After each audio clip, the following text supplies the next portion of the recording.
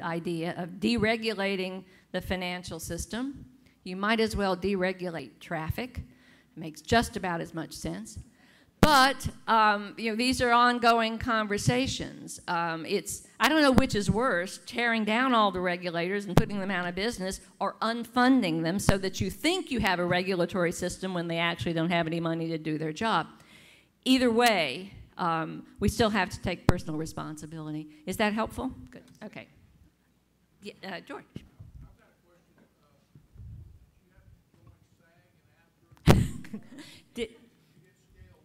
Did I have to join SAG? I did. And I did get scale. And in fact, I got a note from something called Cast and Crew just 2 weeks ago telling me that I'd never picked up my last paycheck. And they were going to turn it over to the state of New York if I didn't send them a form to tell them where to send it. So I've got another $113 heading my way. Happy to report.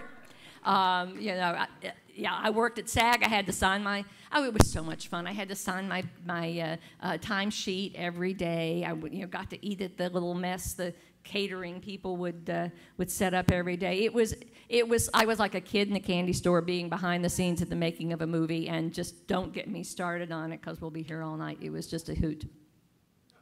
Yeah. Who specifically are you reading at the intersection right now of business and politics? And also, has this experience with Hollywood, and I love the idea of writing, sort of adopting some of the principles of screenwriting for what we do, but has this changed how you think about audience? Oh, what a great question. Now remind me of what the first one was, because I love that one so much. Who specifically are you reading who's doing this right at the intersection of business and politics? Right now, yes. Really, there's some really good people writing in the Atlantic. Franklin Foer is one. Jim Fallows has a great new book out on that. Roger Lowenstein has always been great and strong on that intersection. Michael Lewis is one of my favorite, one of my idols in the craft of making thrilling stories out of finance and business. I have not read all of the books that have been coming out of the Trump era. I mean, I'm trying to work on my own book. I mean, you can read books or you can write books, but apparently you can't do them both. But so I haven't read all of them. I haven't seen a lot of that finance corner of the intersection in the ones that have been hugely successful so far, although Russian roulette does come close. And David Farenthold at the Washington Post is doing a superb job. As I tell his boss, Marty Barron, whenever I see Marty, that he is doing a superb job of blending those two worlds. So those are some. I mean, and I can't wait to see what happens with David next. He's really going to be he's going to lead the way that I'm trying to point to in the work that he's doing. Okay. And there was a second question. How has it? Oh, the screenwriting. Yes. How's it changed my sense of audience? Well, it is a little lowering, you know, to realize that tens of thousands of people, including dozens of my own relatives, never read my book but loved the movie. Yeah, I know. But in a weird way, it gave me hope about reaching audience, because I felt that when we get as good at telling our stories as Hollywood is, we're going to find an audience we never dreamed was possible before. So we're not there yet.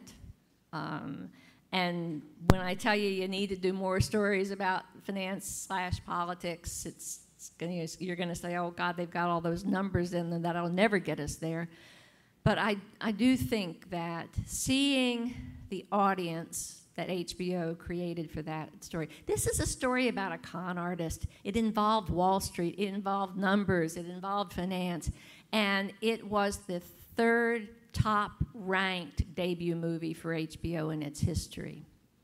So that gives you hope, you know, that if you can tell a story about a Wall Street charlatan with that kind of power, you can find an audience. So it was it's a little humbling, but yet also a little encouraging.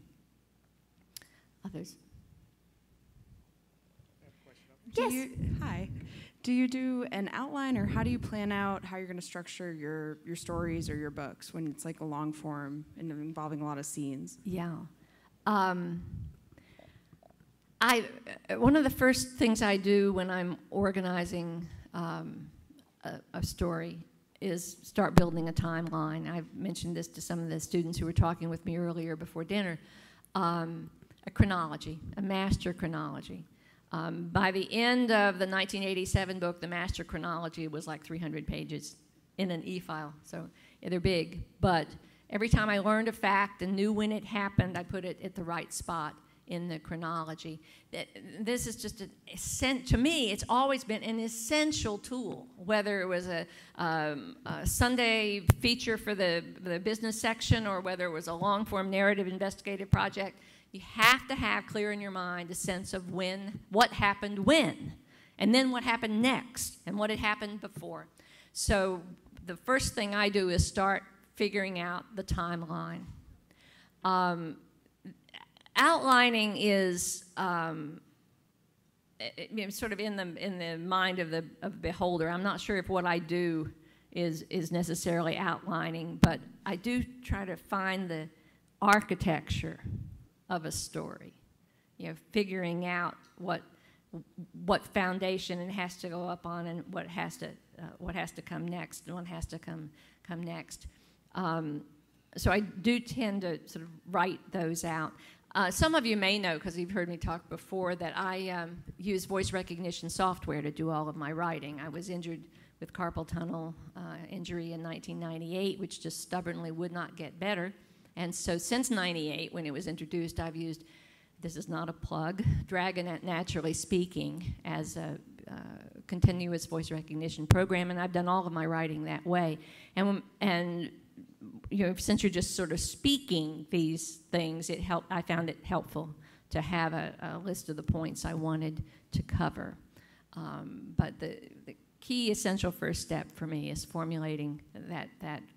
Good to see you. Good to see you. So you're obviously